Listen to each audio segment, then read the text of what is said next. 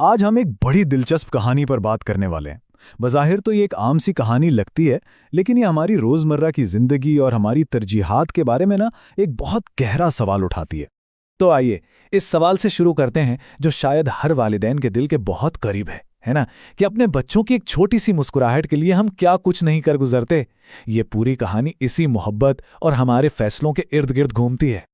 तो कहानी का आगाज होता है एक बहुत ही मासूम सी फरमाइश से, एक ऐसी फरमाइश जो शायद हम सब के घरों में अक्सर गूंजती है।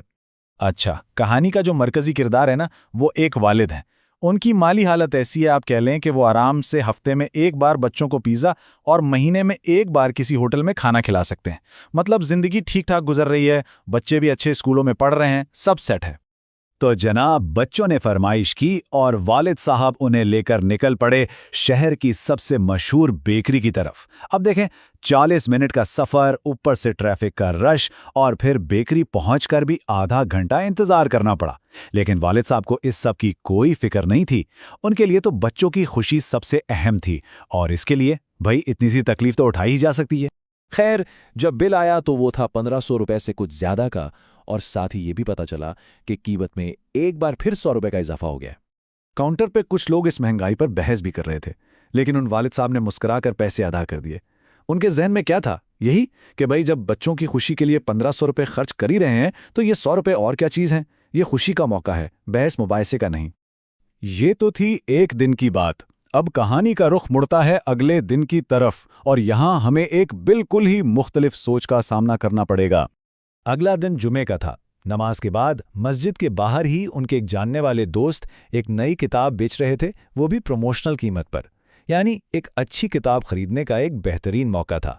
किताब की असल कीमत थी 450 रुपए, लेकिन वो दोस्त उसे सिर्फ 350 रुपए में दे रहे थे। मतलब एक बहुत ही जबरदस्त डील थी। लेकिन जैसे ही वालिद साहब ने किताब हाथ में पकड़ी ना, उनके दिमाग में पहला ख्याल क्या आया?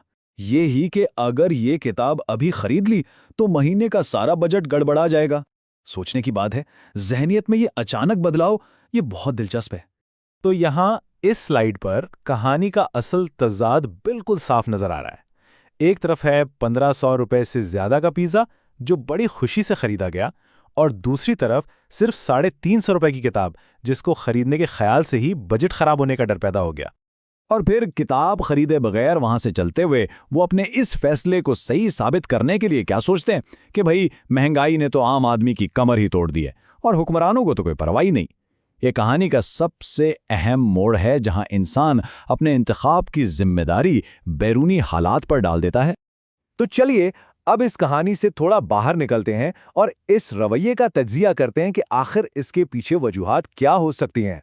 ये माखिज़ हमें एक बुनियादी सवाल पर गौर करने की दावत देता है कि अपने बच्चों की परवरिश के दौरान वालिदैन की तरजीहात में अक्सर कहाँ गलती हो जाती है। और इसका जवाब कुछ यूं है कि वालिदैन अपना वक्त, अपना पैसा, अपनी तवानाई, सब कुछ बच्चों के आराम, उनके खाने पीने, कपड़ों और तफरीह पर तो दिल खोलकर लगाते हैं। लेकिन जब बात आती है उनकी ज़हनी और फ़िक्री तरबियत की, जैसे किताबों पर पैसे खर्च करना, तो उसे अक्सर नज़रअंदाज कर दिया जाता है। अच्छा, यहाँ एक बहुत आम बात सुनने को मिलती है कि भाई किताबें तो बहुत महंगी हो गई हैं। क्या वाकई ऐसा है? देखिए, माखज़ ये कहता है कि हाँ, मान लिया कि किताब महंगी हो सकती है, लेकिन अगर आप इसका मुवाजना बच्चों के ब्रांडेड कपड़ों से करें या किसी रेस्टोरेंट में एक फैमिली डिनर के खर्चे से करें, तो किताब अक्सर उनसे सस्ती ही निकलती है।